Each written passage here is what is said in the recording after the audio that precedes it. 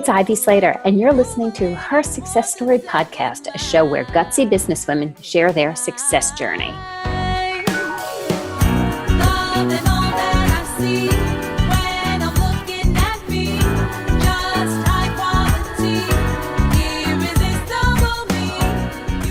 Hi, it's Ivy Slater. Welcome back to another great episode of Her Success Story. A guest I have today, Christine Agro, is an amazing woman that I had the pleasure of meeting and speaking at the same conference. We ended up just kind of huddling down and having some great conversations that have continued throughout the year, as we're both wonderful businesswomen, I will say Christine is. Let me share a little bit about Christine, because she's a really interesting woman. Christine has been featured in the New York Times and Vogue Japan. She has been on the Seth Meyers shows. She's been on Animal Planet. She's a best-selling author. Her books include 50 Ways to Live Life Consciously, 8 Energetic Tools, and 42 Concepts to help wake you up and live. She has a new book coming out on November 6th. Guys, don't panic. It's going to be in the show notes. November 6th, you're going to be looking for Christine's next book that I am going to be buying, Awaken and Grow, a practical guide for your spiritual journey. So what's really amazing about Christine is she's a spiritual teacher, she's a clairvoyant, and she's a noted spiritual and metaphysical authority. One of the things that touches me personally about Christine is her down-to-earth, practical, real nature as a woman. You know, we could sit and have conversations about business. We could talk about parenthood. We could talk about flowers. Welcome everybody. Christine, thanks for taking time out of your busy day and joining me here today. Ivy, I'm so excited to be here. Thank you for having me. So you have, an amazing, interesting background here. So you're not just a college graduate, you have your MBA. You went on to conquer some major things in nonprofits that I want you to share of where your journey began. And then you just took an entirely different turn. How'd that happen? I know. Sometimes I still ask myself that question. How did this happen? It's funny. When I was little, my mother always said to me, I want you to be either a doctor or a teacher. She was like, those are the two options that you have. And I was like, so it's time for me to go to college. And I ended up doing a BFA in painting and printmaking. And then I spent a couple years showing. I wasn't not successful, so that I think is an interesting point. I was having solo shows and group shows, but somewhere in me, I just knew that I didn't want to live the artist lifestyle. Like it wasn't what I wanted to do. And so I started looking at different options, and I decided that I wanted to go back to school and get my MBA, because I was really interested in helping arts organizations not fold. Because I'd been watching galleries close because they didn't have the money, and I'd think, why don't they just raise the money? Like, why don't they just go but instead they would just sort of throw up their hands and they would close. So, I started looking for an MBA that focused on the arts, and I couldn't find one. They were MPAs, Master of Public Administration, they were MFAs, but I really wanted the business piece. For something about it, it was like, you need the business piece. So I finally found a program at Binghamton. It was the only one in the country at the time. It was an MBA in nonprofit management with a specialization in arts administration. Wow. Yeah. First of all, that you found it. I know. Well, and this kind of leads to, me, right? It's like, this is what I want. And then there it is. I kind of think that I don't want it if it doesn't exist, right? If I want it, it must exist somewhere. And you're just the woman to find it. And there's lessons. The listeners today, guys, there's lessons here. Yeah, yes, it's true. It's true. Are you going to be the leader who actually says, I don't know if it exists or is there? Are you going to be the leader that says, if I want it, it has to exist somewhere. I'm just going to find it. Yeah. Like that. Yeah. Okay, so you got your MBA, and then what happened? Well, during my MBA, part of our program was to do well, first of all, let me just back up, because when I interviewed, so I took the GREs, I tanked them. Woman after my own heart. But I got I got the interview, and I went in, and I was told that because it was an arts administration, like that was the focus of it, that they weren't as interested or concerned about the GREs as they were us having a substantial arts experience and background, which I had. And, through the conversation, the head of the program was convinced that I could manage the workload of the MBA program, because we actually took all the MBA classes plus. So it was an extra. Yeah, it was a program plus. It was a program plus. So I got a call about 2 weeks after my interview, and they gave me a full tuition scholarship, and they made me the TA, the assistant to the director of the program. How can I say no? So okay, there were no other choices. You had to take it. There's a point to this, because it continues. Part of our program was that the last 6 months we spent doing an internship, and my colleagues all just kind of took whatever they could get. And I was like, no, I want to work for a gallery, and I wanted to be in Canada because I had personal reasons that I wanted to be in Canada. And I was like, and I want to get paid, because everybody else was getting internships that they weren't getting paid for. And so it turned out that we had an alumni who had a consulting business in Canada. And so I called him and talked to him for a while, and then a few days later, I get a call from him, and he said, I think I found you an internship up here at the McMichael Canadian Art Collection. They're building out their development department. They're looking for a corporate person, so you would actually be filling the staff position, and they'll give you an honor, like they'll pay you. They're not going to pay you what they would pay a staff member, but they'll pay you. And I was like, great. So off I went to Canada. And spent my 6 months there. Around like the 4th month, that consultant came back to me and said, I'm doing work with the Manitoba Theatre Center in Winnipeg, and they want a professional development person on staff, but they can't afford to pay someone who's seasoned. I think you would be great from what I've noticed. Are you interested? I was like, sure. So off I fly to Winnipeg. I get that job. I actually graduated as a director of development. And then I spent 10 years in the nonprofit world raising money, and sort of overall total was around $30 million.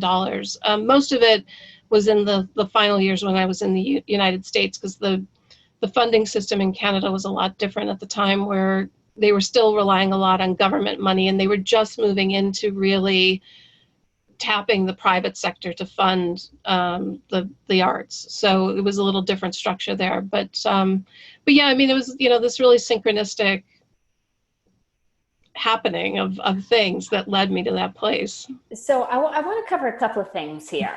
Okay. And listeners, I'm going to kind of tip you off because my mind's going. So I really want to understand where the clairvoyant and metaphysical piece came in. And I want you to take us how this is all married, where you're working with women leaders and this whole understanding our own intuition, which is where you and I originally connected, because I'm huge on intuition. So, do you wake up, okay, so I raised $30 million. I'm now X amount of years old. I've conquered the world, and now I'm a clairvoyant? Is that the next shingle you hang out? Like, how does this work? Right. So, is this another MBA program? Did you go to Binghamton for this? If we go back to, I would say that it's something that's always been with me. My grandmother, when I was little, would tell me stories of the visions that she had, which are, whether they're premonitions, visions, however you want to see them. She saw them as messages from God that supported her in being able to prepare for the things that were coming in her life. So she was always telling me these stories. And by the time I was 7, I started having my own collection of premonitions about family dynamics and things that were going to happen. But it wasn't like it was well received. It kind of scared the family. And so eventually I shut it down. But that interest was always there, that there was something more. There was something more to the world, that there was something more to us as beings.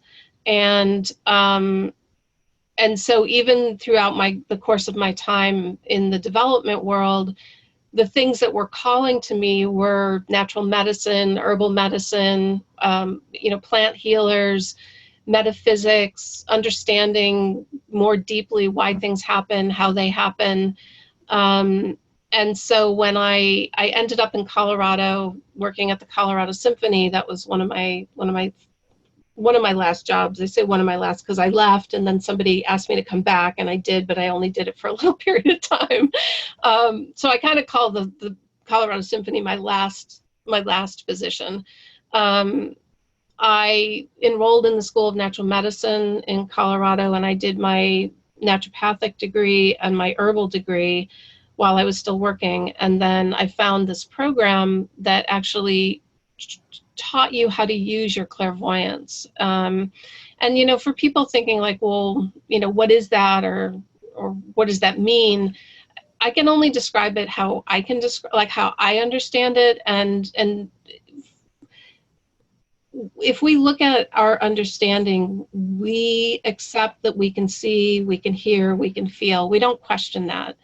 And what I see clairvoyance and clairaudience and clairsentience as is basically the higher vibration, or being able to tap into the energy of those things. So being able to see at an energetic level, being able to hear at an energetic level, being able to feel at an energetic level. And that's really what our intuition is. It is the ability to feel what's going on and process it and turn it into information that supports us. So that's how that's sort of the road of that. But what was happening at the Colorado Symphony, which was kind of funny, but not funny. I think I was there for about 3 years. And I used to have to stay late because people would come into my office for advice and guidance and insight. And it was ongoing. And I always got my work done. I mean, I'm actually, I would say I'm kind of a workhorse. I have a really high creative dynamic, and I'm constantly creating and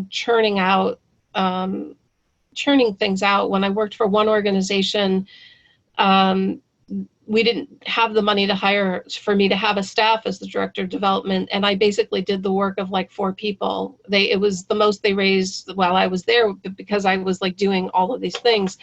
And it never, your work ethic is 101%, yeah. No question there. Yeah. No question there. So people would come in and seek out some insights, some guidance. Yeah. Yeah. And it, and it goes back to my mom saying, and this is why I mentioned it at the beginning, my mom saying that my choice was being a doctor or a teacher, because basically I ended up becoming that just in my own way, which really speaks to my personality, because I will always do it my own way. Yes, you will. Okay. So first of all, I have to ask us, is there an interesting story, like something that you like all of a sudden realize the impact this has on others? The impact that my own ability has on others, or the impact that it had, like all of us, like our abilities have on us? So I think it's both of them are great questions. So let's see, because I'm sure there's a lot of skeptics listening, because there are a lot of skeptics out there. Yeah. I'm not one of them. And so I think for the audiences and the listeners, do you have an interesting story that you can say, well, I was talking to this person and the impact, and how that transpired. And then I'm curious from there going. Well, I mean, I would just call upon my own experience of working with women today. I do have the fortune to work with a lot of women who are building their businesses and taking their businesses to the next level, and the ability to not only see beyond their limitations, right? So when they're talking about something, I will often see the outer rings that they don't see yet, to help create a stronger base for what they're building on.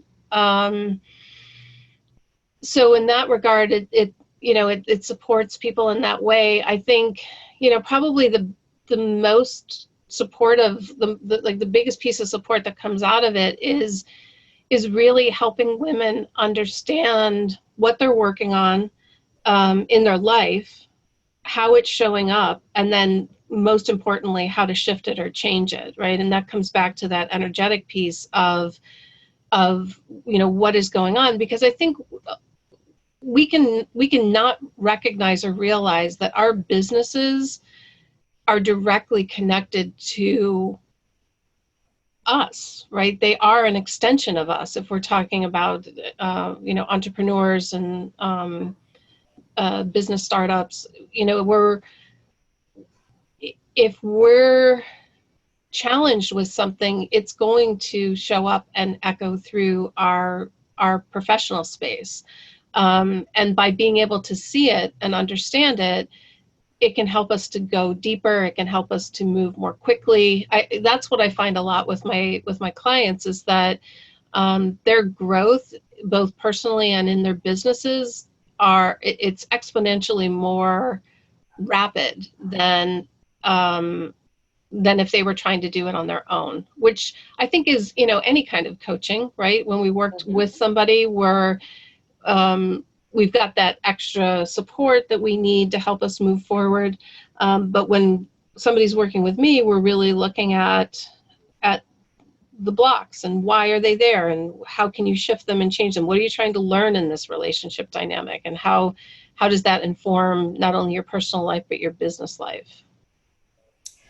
So when we're looking at how things affect our personal life and our business life, and I'll always say we are one, it's like how many people, and sometimes this breaks my heart, but how many people don't not check their emails when it's not 9 to 5? In the same way, during 9 to 5, our personal lives are still going on as well. There's becoming a finer line between it.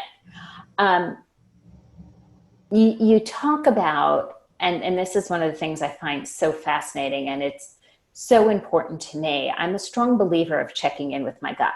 Mm-hmm. I'm a strong believer in making a decision, taking an action.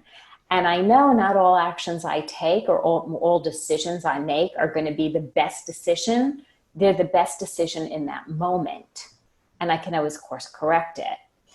In that way, when I go to make a decision, and sometimes we don't have all that long to make decisions. We have to make decisions quickly, expediently, moving things over, whether you're a woman business owner, if you're a woman in the C-suite. I just came from a meeting of a bunch of women attorneys, and if you're in court and you have to make decisions and you have to make judgment calls, how does checking in with what I'm referring to your gut and you talk about as tuition, share a little bit about that and what that's about?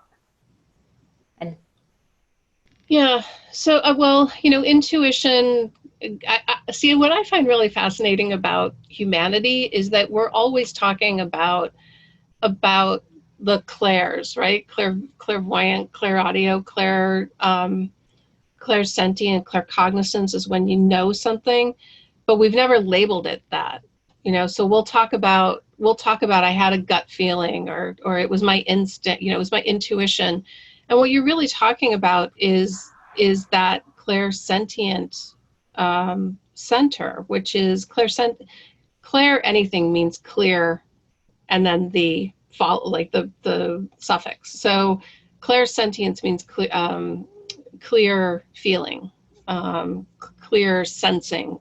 So you're able to pick up on the energetics that are going on around you and assimilate and interpret that information in a way that allows you to make a choice, make a decision, take a step. And so you're gathering on different information, different experiences, and I think particularly, the energetics of what's going on. I think if you're a mother, this is one of those places where you can go like, oh yeah, I know that, because moms tend to have a clairsentient reaction to their child lying, right? They feel it. They feel the shift in the energy around. They know there's something wrong with that statement. Right? I can vouch for that. Right? It's so interesting. It's so interesting. I have a 14-year-old now, and he's like, Mom, and I'm like, well, don't even try with me. Right?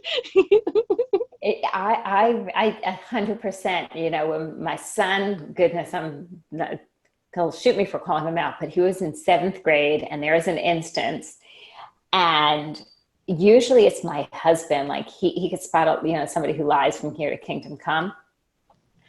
And I turned around and I just looked at him and I was like, you've got to be kidding me. Yeah.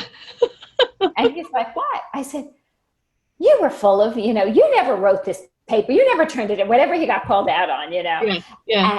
And I just saw his face and it was just like, and when I knew, I wasn't even looking at him. I was in a car and I was looking forward. It was just, I knew. Yeah. Yeah.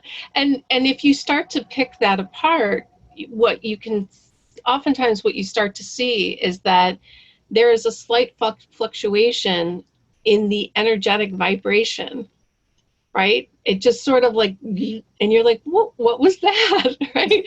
So, so many of us, we embrace it, but we don't embrace it from a conscious perspective of really looking at it and wanting to understand what was that. And that's my passion, is to really look at it and say, okay, let's fine tune it, right? Let's get you to the place where when someone says something or someone presents an opportunity, you pick up on that vibration, that wave that goes through, because it is there. It, whether it's a truth thing or it's, or that it looks like it's going to be possible. There's a shift that happens in the quality of the energy, I guess is a good way to put it. So what is some of the cool things you're doing with women these days? Some of the cool things. I'm really diving into intuition in business, how women leaders use their intuition, and I've been doing. It's been kind of a quiet project, but I'm doing interviews with women, on the record, off the record. It doesn't really matter. I'm looking for women. I'm speaking with women who are in that in leadership positions to really explore with them in what way intuition plays a role in their day-to-day and in their success, I think. And I know I spoke with one woman, and it was so fascinating because, she was like, well, the numbers can tell me so much, but then at some point I have to use my intuition to make a decision. There's just no more information that can come, and I just have to make a decision based on my intuition, on what I know and what I'm feeling. And I was like, yeah. So, I love that. And I love having that conversation. And then I also, when I was in high school, I was a cheerleader. And I think that there are so many things about us that we do when we're young that that are really just core to who we are. And I am just naturally a cheerleader. I love to see people succeed. I love to support women. I love to encourage and cheer them on and watch them grow. And so right now I'm putting together a program that's called Inspire. And it is really to support women who are in these leadership positions in taking that time to really touch into the things that are a little more deeper, right? And to explore their own growth as it pertains to the work that they do in the world, because I do believe wholeheartedly that they're interconnected. And the more we step into, the more that humanity is becoming conscious of what goes on in our lives, I think these things matter more and more. I agree. I think I think it's important to be in touch with all of ourselves and as well as our environment. And one of the things I adore about you, Christine, is, you know, I am a strong believer in spirituality. I don't, you know, not going to do the religious thing, but I'm a strong believer in a groundedness in spirit. And it helps us grow and achieve everything we do in life. And I said to you, you know, when you first started telling me about the new book coming out, Awaken and Grow, A Practical Guide for Your Spiritual Journey, I said, you know, I want to read the book because you got me as on the practical. You know, you're a busy woman, you run a business, you travel all over the country, you're a speaker, an author, you have clients globally. You're a busy woman. I'm a busy woman, right? And to just being able to say, as opposed to, oh, we have to do this for 3 hours and we have to do this. It's like when you had me on the practical, and because it seems like simple and doable. Yeah. Well, and as being a New York City woman, it's something I was like, damn it, I want to read this book because I think I could do this. Yeah. I think, you know, from the practical guide in the sense is the book is really set up to help us understand how we awaken, what that process is like, and to understand the process that we go through on this journey. Because so often I find with people, they think that they're alone. They think that it's just them who are experiencing things in a certain way, but it's actually part of the process. So when we get to a place where we feel like we're like, didn't I already do this? Why am I doing this again? Why do I have to learn? Like, I thought I learned this lesson. We haven't gone backwards. It's a deeper level. It's a deeper layer of what we're clearing out so that we can move forward into even bigger and better and more things. So the beginning of the book is that, and the second part of the book is Grow, which really talks about ways that you can grow and deepen your awareness. Like once you have the awareness, now what do you do with it? Right? How do you foster it? How do you nurture it and allow it to grow and allow yourself to grow? And then the final piece of it is putting it all together, where I do talk about tools and things that you can do to help you awaken and grow and deepen in your awareness. So that the book is set up that way. Any tips or suggestions? I would say if you don't meditate, try. And if you think that meditation is about stilling your mind, it doesn't have to be. For me, meditation is about grounding and connecting to the earth and bringing yourself into an aligned state. So I have a simple process of envisioning roots growing from your feet into the earth, and then intending a line of light that goes from the base of the tailbone to the top of your head and bringing yourself into this aligned state. It's two simple things. If you practice that every day, whenever you think about it, I mean, you could do it 5 minutes in the morning, but if you practice that, you'll start to see a shift. And I think, you know, the Zen masters will say, if you're busy, meditate twice as long. And the reason that they say that is because when you meditate, you basically you slow down time and space, and you actually create more room to do more. So, you know, I have this 101 100% work ethic that I can in part attribute to my meditation practice, which actually gives me twice as long to do things. I like that. And then I would also say, you know, start to pay attention to those internal knowingnesses that bubble up in our lives rather than, you know, pushing them aside or ignoring them, because they are there for a reason, right? They are there telling us, giving us answers, giving us guidance and direction. So if it interests you, I would say, you know, start to pay attention to that and see what happens if you listen. Like it. So how could people reach out to you? Where can we find you? They can find me at awakenandgrow.com. On social media, I'm at Christine Agro pretty much everywhere. I like it. Yeah, and I do have, if people are interested in the 50 ways to live life consciously, there's a free PDF that they can grab. It's of the entire book, and you just, you know, you can read it on whatever e-reader you have. And that is the number 50 ways to live life consciously.com. Awesome. And listeners, don't panic. This is all going to be in the show notes, so you could just scroll down.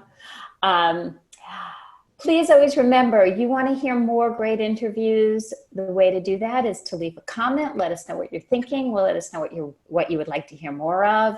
And subscribe. Subscribe so you know when we hit, who you're listening to, what's coming up.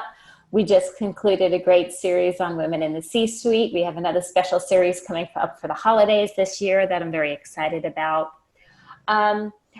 And the one thing that I would love to leave everybody with is, you know, for those listeners who've joined us, we do a lot of really high-level interviews. The one thing I'm a strong believer is a whole person, and that's body, mind, and spirit. And one of the key reasons I asked Christine to join us today is the greatest growth we see is a strong connection to body, mind, and spirit. Those are the leaders who make a difference. Those are the women out there who make an impact. So, Christine, thank you so much for sharing the smart brilliance of a dynamic businesswoman and how you've taken the spiritual side and enlightened all of us and given us those few simple things to do for those of you who have not already gotten started on the bottom line and the spirit piece to take action on. Because that's what this is about. That's what leadership is about. It's about learning and action. It's not just reading or not just saying, yeah, I gave it a listen. It's what did you take away and what did you implement? That's where growth is. So, Christine, thank you so much for joining us. Guys, mark your calendars. November 6th, I'm going to be downloading Christine's new book because I want to read it. We also did a fun journey together. We were both writing our second books simultaneously. So it's a beautiful thing to have friends and colleagues. This is how we grow out there. See you next time.